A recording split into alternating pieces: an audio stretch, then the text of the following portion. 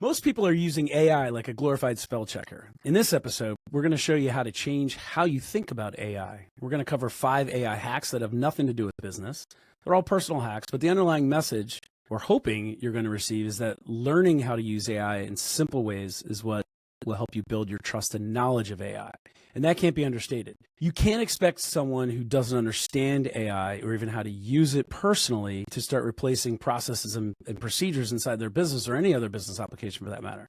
You got to take baby steps, right? You got to crawl before you walk, and we get that. And you already know this because you know we don't stick a pilot in a cockpit for the first time with passengers on board and tell them to take off. We put them in a flight simulator. They crash and burn a little there, but that's where they earn their wings, right? So that's what we're going to attempt to do with you with this podcast. Consider this your flight simulator classroom. And when you're done listening to our 30-minute podcast, a little catch-up puddle here, it's going to be up to you whether or not you take that knowledge out to the real world and step into your own personal flight simulator. I'm Joe Downs. With me is Peter Swain.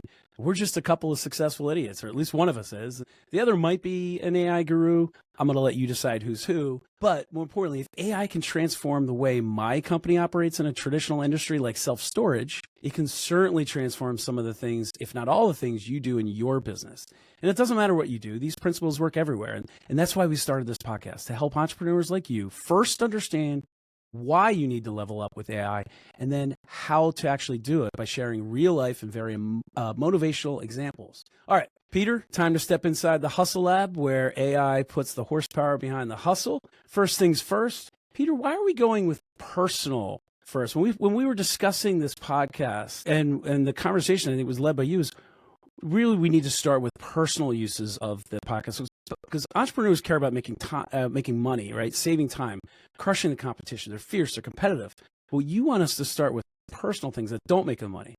Tell me why. And there's a couple of really good reasons for it. And we've had 10,000 plus conversations with entrepreneurs now, and we've seen the same patterns appear every single time. Number one, business is high stakes. It's the high stakes table. It's the $500 chip at Vegas table where you don't want to get it wrong. You want to know what you're doing before you start playing the game. So you always want to start with a game and you want to play. Like if we look at how kids learn, they get into sandboxes and they play in parks and they scrape their knee, and it's okay because we're training them and letting them do it through play on how to actually lead a constructive, useful life. So the first is let's lower the stakes. The second reason I'd say is if entrepreneurs are truly honest with themselves, they are the thermostat. So where they're going to get to in their life comes down a lot to their personal life. We don't have a business life and a personal life. We have a life. So if we're suboptimal in our relationships, in our health, in our mindset, in our personal approach to the world,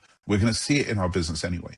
So if we can help people with their personal lives, we're going to help them with their business life as well. So those are the two main reasons. But the third reason, and this is my favorite, is business has a lag effect. If you solve something in your business today, most likely you're not going to see a revenue jump for 30 days, 60 days, 90 days, 120 days, whatever that might be. Whereas if you can do some of the life hacks we're going to talk through today, you're going to see immediate results in your life. And you'll be like, oh, okay, I start getting it. So those are the three. Let's lower the pressure.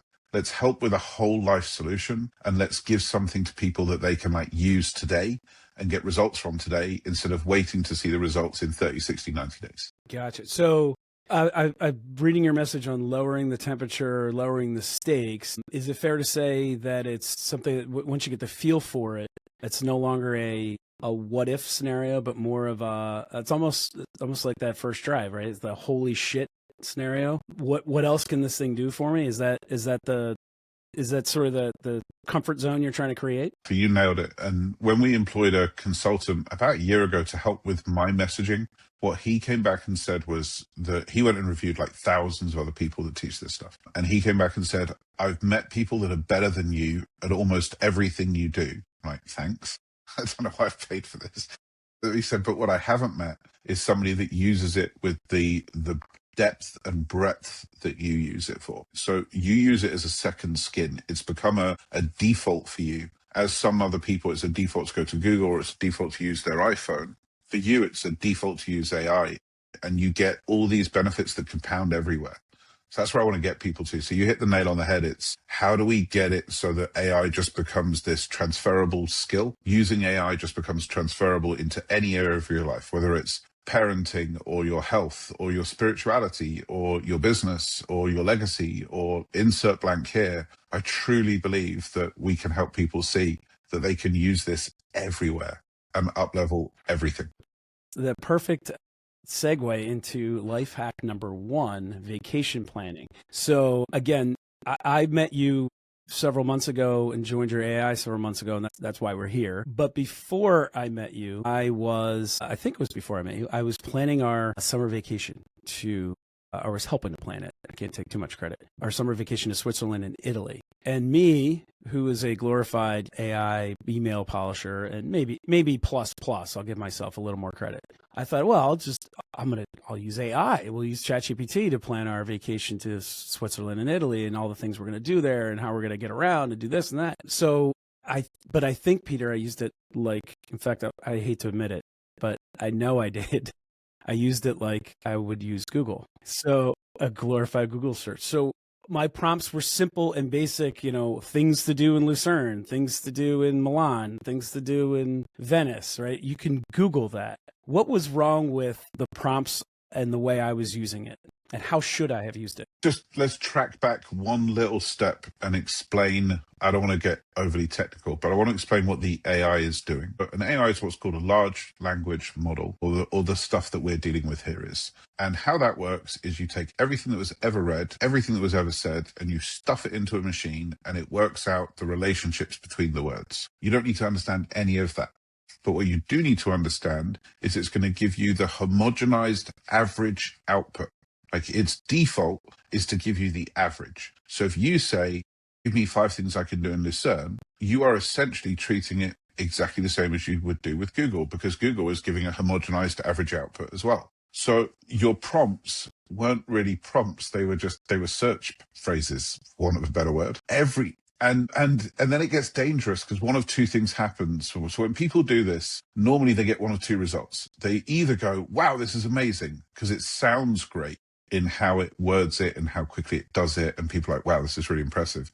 And they get locked into that. Or if it's an area they understand really well, then they go, well, this is rubbish. I don't understand what all this hype is about. And my guess would be that the majority of people that listen to this are probably in that second camp. So they've used it. They go, well, I don't really see what the big deal is about. And yet they see on the news and they see these big hyperbolic statements and NVIDIA is worth 5 trillion. Like, well, there must be something about it, but I don't get it. So the first thing to remember is specificity is everything when you're talking to AI. When you're talking about like vacations, you should be talking the duration, the destination, the date, the budget, the departure city, preferences, who's going with you, what their hobbies are, what do they like, are they scared of flying, are they not scared of flying, do they like an aisle seat, not a window seat, and why do they like an aisle seat, not a window seat? What is the energy levels of the family? Is this a family that can like wake up at 6 o'clock in the morning and be out by 6:30, or is this a family that wakes up at 7 and is out by 10? Do you prefer breakfast in the hotel because you're the kind of people that just want to find your feet? Or are you the kind of family that wants to go out and eat something local and native in a restaurant that doesn't speak a single word of English because that's part of your experience? So planning a vacation is such an ideal usage for AI, and it looks like a half-hour prompt. So when people say to me, I think I've got prompting pretty nailed, one of my first questions is how many words? And if it's anything less than 1,000 words, I would give it a C-. 1,000 words, if you do it with audio instead of text, which we're going to talk about in a second, 1,000 words is only like 3 minutes. So it's not as big as it sounds. All right. Very, very good. And by the way, you'll be proud of me. I was out to dinner at our storage mastermind with a couple, well, with the whole group, but I was across from a couple, Rick and Missy, and I'll be real quick about this, but I was literally like not only their therapist, but their vacation planner by telling them how to prompt AI. And it went like this, and I'll be brief. He's a golfer and he loves historical sites. So he's planning a trip around the United States. It's going to end up being a couple trips, but that's actually part of the story. She hates historical sites. She'll tolerate them for maybe 2 hours or less, but she's, for instance, doesn't want to go spend the day at Gettysburg, whereas he's in his glory. I completely get you. Liz, my wife, loves a country garden and abhorrent as far as I'm concerned. Like, you want me to walk around a garden and ooh and at some flowers, like, thanks, but no thanks. I get you. I'm 100% aligned. Two of them, the reason I said I was acting in wearing multiple hats was the two of them are dreading the planning of this trip. And he's going to drive, she's going to fly certain parts of the trip because she can't stand this. I said, here's what you do. And these were they were interested in AI, but not disbelievers, just haven't really touched it yet. So I said, get ChatGPT. Maybe he already had it. Each of you sit down in front of you, and we'll get to the hack number 2 in a second, because I told them to use this to do it.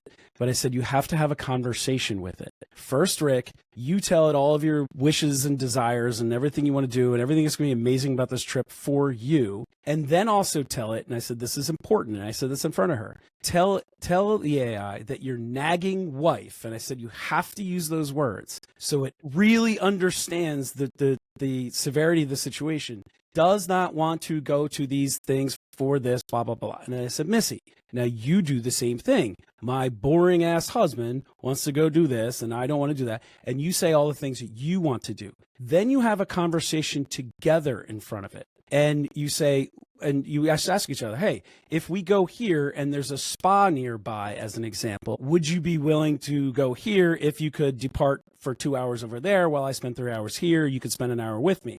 And then that conversation right in front of us started to say, yeah, I would do 2 hours of this. I just don't want to do 4. And it would be nice to know if there was something nearby that I could do while he's spending 4. Win-win. The whole conversation unfurled, and they both were now looking forward to planning this vacation versus what was just this, fight waiting to happen, right? And it was so cool to see, and I felt like an AI guru, even though people probably have already figured out who's who. So, hack number 2, Peter, rambling to structure. This was maybe the greatest gift you've ever given me. This is like a hack 2.2a. Was to download Willow, because I'm on a Mac, but also I think it's Whisper on a PC. I'll let you talk about the 2 programs, and how they relate to the rambling to structure, because that's what I told Rick and Missy to do, and that's what I do all the time. I have to catch myself about speaking instead of typing. So talk to me about tell our listener about what your brain does when you're talking versus typing, etc. I'm going to let you go. You know where I'm going with this. 100%. So again, let's step back a little bit. Language is one of the most powerful constructs that humans have designed. We have this incredibly rich language. The English language has 83,000 words. I don't know the exact number, but it's in that kind of range. And every culture has new words for different things that have become important. Like, it's famous, Inuits have X amount of words for snow and all this kind of stuff. But even with all of that glory, it's horrific, because if I say the phrase, I love you, like, that means something to me that is very different to you, and it's very different to my wife, right? But it means something different. And I've remembered times when I'm like, no, I wish I could get you in my brain for half a second so you understand what I mean when I say I love you. Like, I never felt this way as clearly as when I had kids. Like, the phrase I love you is so inconsequential in comparison to the feelings that you have for your children. So the reason I wanted to just kind of preface it with that is, one of the greatest things about AI is you can actually communicate your thoughts, versus with humans, what you have to do is you have to take this big jumble that's in your brain, and you have to try and put it into an order that's going to make sense. And you have to watch their facial reactions to make sure the actual word actually landed the way you wanted it to land. And even if you do all of that, you're probably only going to communicate 15% of what you're trying to communicate. So with AI, what you can do instead, because it can't get overwhelmed, it's just brain dump. It doesn't have to be in a good order. It doesn't have to be sequential. It doesn't have to be related. You can say halfway through, and by the way, I love figs. Like, people, when they hear me have conversation with AI, I'll start doing a nursery rhyme in the middle. I'll be talking, I'll go, Mary had a little lamb, her fleece was white as snow, and everywhere that Mary went. Anyway, what was it I was saying? Because I just try and keep the stream of consciousness just keep on running. No matter what interrupts me in the middle, keep on running the stream of consciousness. Because what you're doing is adding layers and details and nuance, and the AI is going to go through it and go, oh, okay, this bit's really relevant, this bit's important. He said that, I wonder why that was there. And it's going to take this jumble of words and turn it into the clarity that it's needing for it to do the job. It is one of the most profound gifts to yourself when you just open up Whisper, Willow, ChatGPT Voice, any of these tools, and you just start talking and allow it to make sense of what you're doing. So exactly as you said, my nagging wife, my boring husband, gives it context on what does that say? It says that there's friction. It says that there's playfulness. It says that it's a couple that know each other quite well because they're not offended by either of those sentences. It says that there's angst in the planning. It says that that person's plans are boring, which means this person's looking for more excitement. It says so much. Those two words, nagging and boring, say so much that the AI can go, okay, it can start calibrating to the situation. So this word ramble allows for clarity. Clarity allows for calibration. And that's you're actually dancing around the fifth hack we're going to talk about, which is a board of advisors. But that's why I said what I said in that moment was I felt like their vacation planner and a therapist at the same time, because that's what I just heard you say. And I agree with it because I've experienced it. It's like having multiple advisors around you at one time. And I'm not cutting ahead because I want these next two are really interesting too. But it really does start to act like that. The more information you feed it, and really the more context. Context was a huge word you just said there. And that's, well, we'll save it for another podcast. All right.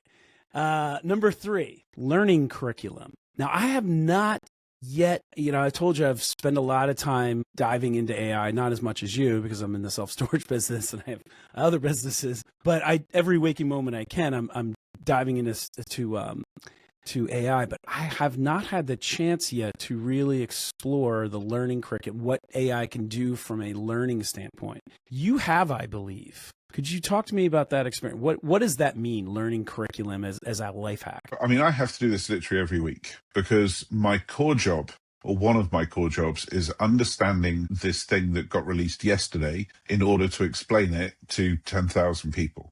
So like every single week, AI is going, oh, by the way, now there's Google Gemini anti-gravity, right? That got released yesterday. I have my mastermind today. People are going to ask me about it today. So in order to give them both certainty and knowledge, I actually need to kind of understand what I'm talking about. So this comes up for me literally every single week. So what we can do with learning is we could go and buy a book, or we can watch a YouTube, or we can buy a course, or we can do any of those things. But going back to what we just said in the second hack, there is no context to that, because the context of you, of Joe Downs, of Peter Swain, of the person that's listening to us right now, is removed because you're buying a course. And the person that wrote the course, no matter how well they wrote the course, wrote it for the average person or for a specific avatar. They didn't write it for you. So what if, using the hacks we just said already of like this specificity and this ramble, what if you could learn anything, literally anything? So how would that look? You open up AI and you go, hey, I want to learn to juggle. And so I've actually seen somebody do this. I'm fairly dexterous. I've played professional sports for quite a while. I've tried to do it a few times. It completely got lost on me. So here's what I want you to do. I want you to write me a 30-day plan on how to learn to juggle. I want you to give me videos to watch. I want you to give me books to read. I want you to give me blog posts. I want you to give me specific workflows. I want you to give me a logical progression over 30 days that gets me from I can't juggle to I can juggle really well. I want reflection exercises. I want multiple choice programs. I want anything and everything you think I need in order to do this. And I want check-ins throughout that 30 days in order to check that I am at the right point. And then, because I promise it's not going to go right, I promise you it's not going to go right. You're going to get to day 5 and you'll slip up, or kids will be sick, or the dog will vomit on them. Something will change. And then, because it's AI, you can just reform it. You can just go, hey, let's change that up. I'm falling a bit behind here, or I really didn't understand what happened here. And we're going to talk about this throughout, and we're almost going to talk about this every single time. It's a conversation. The thing about this that I think is the biggest unlock for people, AI is not a technical skill. AI is not a technical skill. AI is not a technical skill. If you can use WhatsApp, Facebook Messenger, or iMessage, you have all of the technical skills you need to use generative AI and ChatGPT. It's a communication skill. You have to learn a different way of communicating because it's masquerading as a human, but it isn't. It's artificial intelligence, not human intelligence. So you just have to relearn to have a conversation. So if you have a conversation with it, you engage with it, you can teach yourself anything. In my case, it's Weavy.ai, graphical workflows, NA string, all of the terms that I need to know for my industry. Now, you don't need to know any of those, probably, but you might need to learn how to do estate planning because maybe, sadly, one of your parents is suffering from dementia. And maybe you're like, oh, this is now coming into my world and it's never been in my world before, so I need to learn this. Or maybe you're looking at doing your first investment, or maybe you're doing a side business with your salaried job and you need to understand those things. Or maybe it's Delaware tax law, something I'm working through at the moment. Like maybe it's any one of these things. AI can step into that gap and create the curriculum you need. Incredible. All right. Hack 4, pattern analysis. So this one may be surprising for most to hear, but pattern recognition is sneaky powerful. And I say sneaky because it's powerful in ways you'd least expect. And what I mean by that is you wouldn't, like, I know you're about to blow my mind with some examples that we haven't even talked about yet, but because I saw how excited you got, but there's pattern analysis can come out of nowhere, out of left field. You can certainly ask it to, you could upload information and ask to search for certain patterns. But I think what would blow most people's minds are the patterns you didn't ask it to reveal to you. So walk us through what this looks like. So there's two different big words for data, qualitative and quantitative. I've got a touch of the tisms. So some of these things, the word recognition, by the way, it's one of my successful idiots. It's great. I can't remember which one is my shoulder, my elbow. That's beyond me. But qualitative and quantitative, I remember because quantitative has an N in it, which means that's numbers. So that's mine. Anyway, sidebar. So one of the things that AI can do really well is it can do both qualitative and quantitative pattern analysis. Joe, I'm going to give you a perfect example of this. You're going to love this. For context, for the listener here, I started coding when I was 6. I saw my first application at 12. I've done 1,400 marketing projects. I've worked for 90% of the Fortune 50. My retainer figures used to be $250K a year just to have my brain involved, AKA I'm wicked smart. But the reason I say that is because I did a webinar this weekend, Saturday and Sunday event. And I've spent a month preparing for this, flown around the country enlisting audiences to be there. We had 350 people register, 150 people show up, which is bang on target. And I got 0 sales from Saturday. 0, like 0, 0, 0. I'm saying all the first bit because I am an expert at this.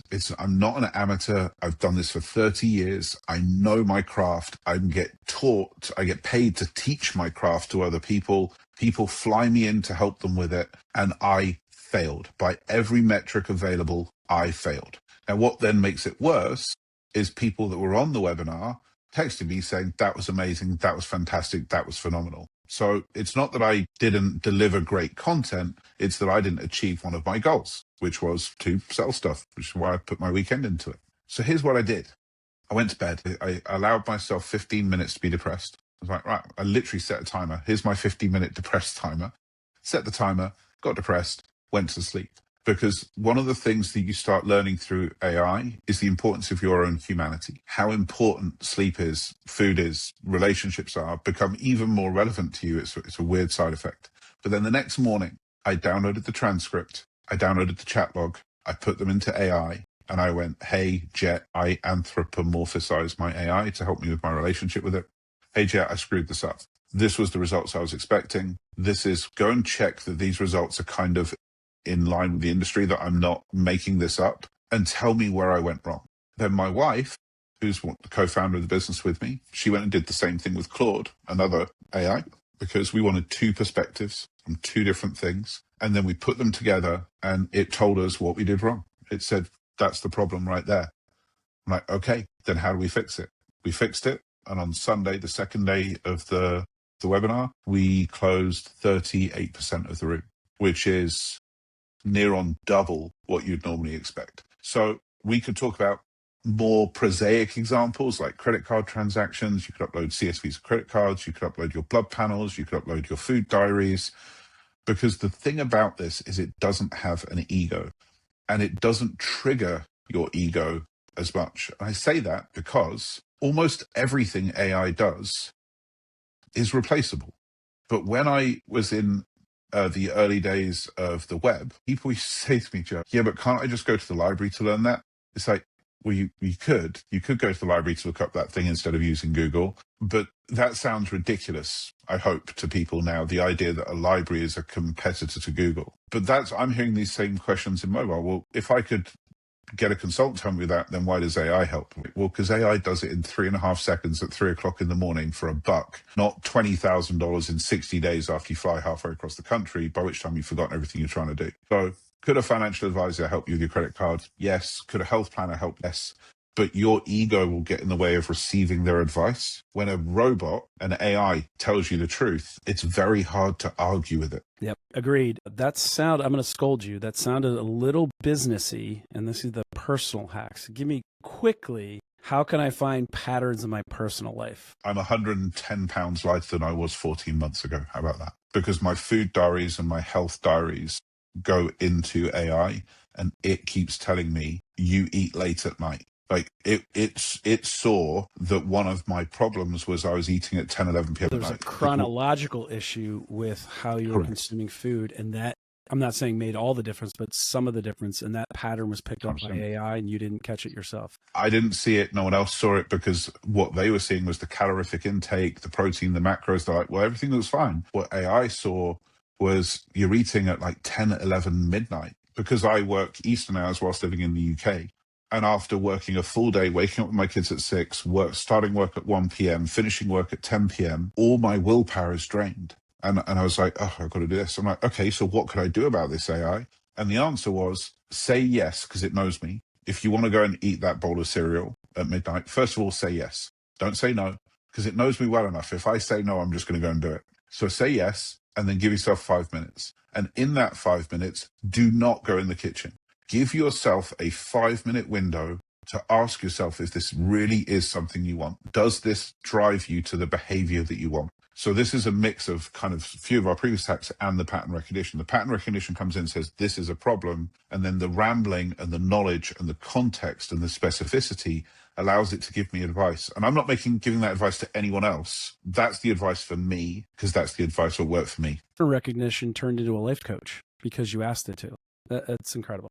Which is another great segue into our last hack, your personal board of advisors. Now, I use this for business and personal, but let's keep it personal. This is amazing. I can't wait to hear your example for this one, but I love personally what I call the professional board of advisors, where I'm going to have to use a business example for this. So I have my board loaded up with people that are deceased. Ben Franklin's on my board. Right. But also, the Warren Buffetts, the Elon Musks, all the great titans of whatever industry that you want their opinion on for everything. And by the way, use it for personal as well. But then I love what I call, I don't know if this is a term, but I call it the warring board, right? The boards that disagree, because in that gives you great perspective, right? So tell me from a personal standpoint, you kind of just did with your last example, but what are some examples of a professional board and a warring board? A perfect example of this, where it's both at the same time. So I was traveling about 7 months ago. I was in San Diego speaking at an event, and I got a call from my wife, who was obviously upset. And what had happened is Sam, my son, had got angry. He was 7 at the time. He got angry about something, and he kicked a chair in the kitchen. And we just had the floor mopped and cleaned and polished. So the chair sped across the floor and broke my wife's toe. And I went to AI and I said, okay, I want you to adopt the mindsets of the leading family therapist. Tell me the ex-family therapists that are available. Tell me child psychologists that you're aware of. Tell me. So I assembled on the fly this board of people with opposite different opinions, like who is the more disciplinarian and who is the, for want of a better word, the softer wokey type person. And let's put 5 of these people together. And we went through this. I was like, what do I do? Like, do I tell my son off? Because he did cause somebody physical harm, but I know him and I know he's going to be distraught about this, because he is one of the kindest, sweetest boys around. There's no way he meant to hurt somebody, but he did. So, and I'm 6,500 miles away. What do I do? And we went through this whole conversation and watching them saying, you do this, and do this, and do this, and this.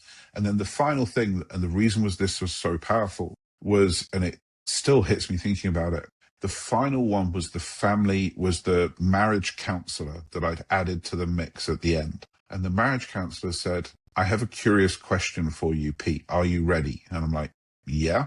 He went, what does Liz want you to do? And I'm like, oh, shit. I'm like, in that moment, I was like, oh my God, I'm focusing on the wrong problem. The wrong problem is not how do I parent my son? The right problem is how do I support my wife? Like, she's an incredibly capable woman. She doesn't need me in this situation to parent Sam. What she needs is for me to support her. And it was like, oh, this is a really easy answer. And I called Liz and went, hey, she shared the thing with me and I went, do you mind if I ask you a question? She went, what? And I went, how can I help? Do you need my support? I don't want you to feel that you're in this on your own, because you're not. So if you need me, tell me. But I also know that you've got this. So where should I be landing right now? And that was the perfect response. It was not to step in and go, oh, I'll fix this and put my cape on and like step into something. It was not to well, I'm not there. It's not my problem. I'm busy earning money. No, it wasn't that. It was to remember the bond with my wife is it. Like that's the entire game of, if I can stay connected with her, the parenting thing gets super simple. So profound for me, of just, because I don't want to screw up as a dad. Like, I want to get that perfect. And 5 years ago, 10 years ago, 20 years ago, that was never an option. It was, well, I did the best I could.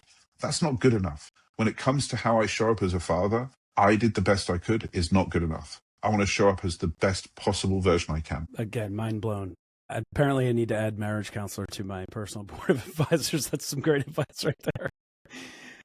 All right. So look, we're time is running short here. Hopefully we're holding people's attention, but we just covered 5 personal AI hacks with a couple bonus thoughts in there. But Peter, what strikes me as we wrap this up is the point isn't the hacks themselves. It's frankly what I just experienced listening to that last story. It's the shift in thinking, right? So, and I'm constantly, and you kind of just nailed it. You're constantly trying to show up or become the best version of yourself, which is a journey, right? It continues to change and hopefully compounds in a better way.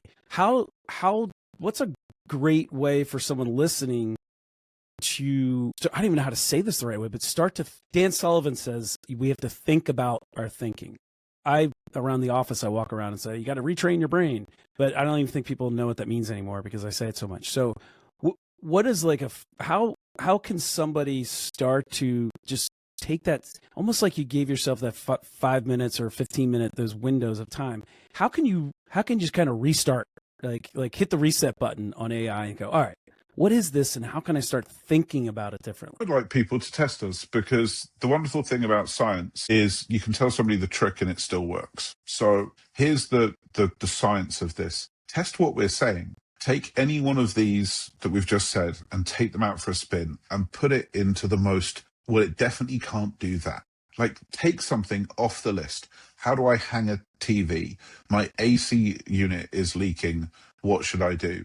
I'm planning a vacation. Here's this. My houseplant just died. How could I do better? I want to learn Zen Buddhism. Take the most wackadoo thought that comes into your brain and give it a shot, because this isn't ever something that we can teach anywhere near as deeply as you can experience. So our request is the experience. Can I add something to that? Because it took me a while to realize after whatever. So go through what you just said.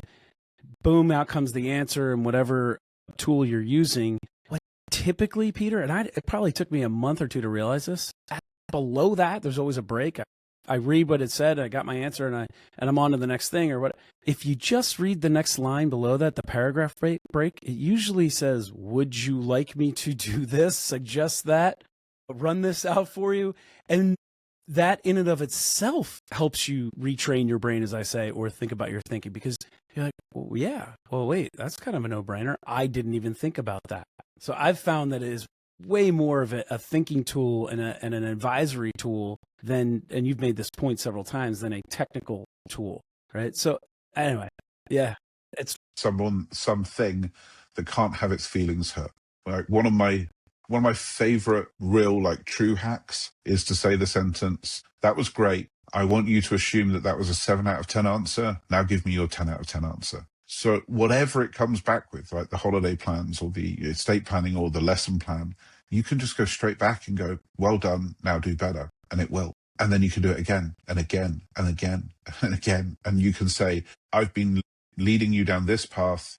Why don't we take it down a completely different direction? You decide where you think we should go based on what we've been discussing. And it will go short. And you'll be like, whoa, I hadn't even thought of that. And that's really relevant. So just push this thing. We go full business mode, Peter. We're going to reveal 5, just like we did today, 5 personal. We're going to do 5 business applications, AI business applications that hopefully will either save you time or make you money, and frankly, I think saving time is making money, or both, right? So let's tease some a little bit here. We're gonna talk about voice to structure, content multiplication, lead magnets, competitive research, and customer insights. And these are applicable. I don't care what business you're in. All 5 of those, if some of them, if not all 5, are applicable. So real hacks for free, Peter, for free. Real hacks and real business. All right. If you found this podcast valuable, please like it. I'm going to say this slowly. Please like it because we like likes. This is, we're doing this for fun, but Peter likes a little dopamine. So throw a couple likes his way. All right. Subscribe. That's for you. So subscribe to the podcast so that you get notified when we drop our next episode. That one's kind of easy. And then here's our ask. Share it. Share it with another entrepreneur who needs to listen to this. If you're polishing emails or even more than that, you know who they are. You know the people that aren't even using it at all. They think it's the devil. They think it's a fad, whatever. Share the episode with them. We will appreciate it, and they will thank you later.